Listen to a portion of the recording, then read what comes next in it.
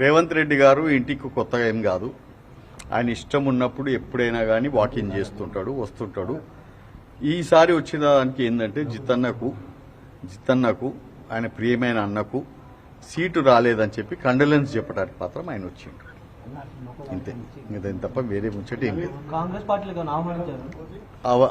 ఆ మాట ఆయన మాట్లాడలేదు, ఈ మాట నేను మాట్లాడలేదు. ఖాళీ ఏంటంటే ఆయన బాధపడ్డది ఏంటంటే అన్న మహబూబ్ నగర్ జిల్లా ఆయనకు కూడా తెలుసు, ఆయన కూడా మహబూబ్ నగర్ జిల్లా వాడు కాబట్టి అన్న నీవు పాలమూరు జిల్లాను ఎప్పుడు కూడా ఎదుగుతుందో అందరి మధ్యలో ఉండి జీవించినావు, అటువంటి దగ్గర నీకు సీటు రాలేదు అని ఆయన బాధను వెలగక్కటానికి పర్సనల్గా పొద్దున పేపర్ చూసిండంట. ఆంధ్రజ్యోతిలో పైన అరుణాకు సై, జితేందర్ రెడ్డికి నై అని చెప్పి వచ్చిందంట.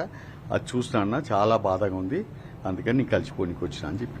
అక్కడ సీట్ రాలేదు కాబట్టి ఇక్కడ సీట్ ఇచ్చే ఛాన్సెస్ ఉన్నాయా ఏంటి, అసలు ఏమన్నా డిస్కషన్? ఎందుకు అటువంటి ఏం లేదమ్మా, ఎందుకంటే వాళ్ళ సీట్లు ఆల్రెడీ ఆఫర్డ్ దేర్ సీట్స్ కదా, ఆల్రెడీ డిక్లేర్ అయిపోయినాయి కదా. 2009లో మీరు చేవెళ్ల నుంచి పోటీ చేశారు, మళ్ళీ చేవెళ్ల నుంచి పోటీ చేసే అవకాశం ఉందా?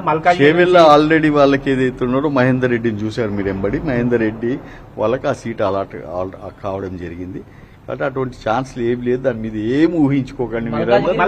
ఆయన మల్కాజ్గిరి నేను చెప్తున్నా కదా మీకు, ఆయన వచ్చిన దాంట్లో అటువంటి ఏ ఒక్క మాటలు లేవు, ఏ ఒక్క సీట్ గురించి కూడా చర్చించలేదు. ఖాళీ ఒక్కటే ఏంటంటే ఆయన కండోలెన్స్ చెప్పడానికి వచ్చిండు. మీ పార్టీ టికెట్ ఇవ్వలేదు సార్, మీ డెసిషన్ ఏంటి అసలు? మీ కార్యకర్తలు నేను ఉన్నా కదా, పార్టీతో ఉన్నాను, పార్టీ ఎంబడే ఉన్నాను. మీరు ఎందుకు నన్ను తొందర పెడుతున్నారు? హ్యాపీగా ఉన్నాను, ఇది చేసుకుంటున్నా, పార్టీ ఎంబడే ఉన్నాను నేను. అంటే భవిష్యత్తు కార్యాచరణ ప్రణాళిక, భవిష్యత్తు మా అధిష్టానం నిర్ణయిస్తుంది నా మీద. సార్ నిన్నటి వరకు పార్టీ వీడుతున్నారు అని ఒక టాక్ నడుస్తున్న నేపథ్యంలో ఇవాళ సీఎం ఇంటికి రావటం అనేది ఒక చర్చనీయాంశమే కదా. అది మీరు నడిపిండొచ్చు కానీ నాకైతే అటువంటి ఊహలేదు, అటువంటి ఏ